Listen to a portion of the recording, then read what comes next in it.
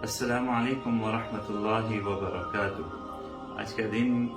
انتہائی پریشان کن خبروں کے ساتھ اس دن کی ابتدا ہوئی۔ ہمارے بہت سے مسلمان پاکستانی بھائی مری اور اس کے ارد گرد علاقوں میں سخت سردی کی وجہ سے، آکسیجن کی کمی کی وجہ سے اور بہت زیادہ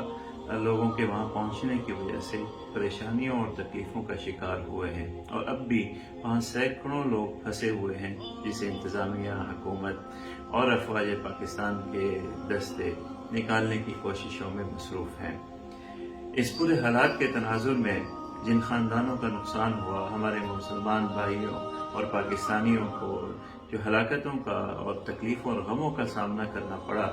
ہم پوری قوم ان کے ساتھ اظہار تعزیت کرتے ہیں۔ اللہ تبارک و تعالیٰ سے دعا گو ہیں کہ اللہ تبارک و تعالیٰ ان کو صبر جمیل عطا فرمائے اور اس حادثوں کا شکار ہونے والے ہمارے بھائی بہن اور بچوں کو اللہ تبارک و تعالیٰ اونچا مقام قیامت کے روز عطا فرمائے، اللہ تعالیٰ ان کی مغفرت فرمائے۔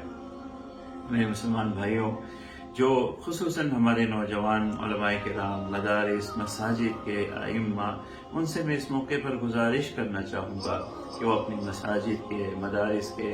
اور اداروں کے دروازے اپنے مسلمان بھائیوں کے لیے کھول دیں، اور جنہیں وہاں پر تکلیف ہے راستوں میں، وہ ارد گرد مساجد میں جائیں، مدارس میں جائیں اور اپنے لیے اس ٹھنڈ سے اور اپنے بچوں کے لیے ٹھنڈ سے بچنے کا سامان پیدا کریں۔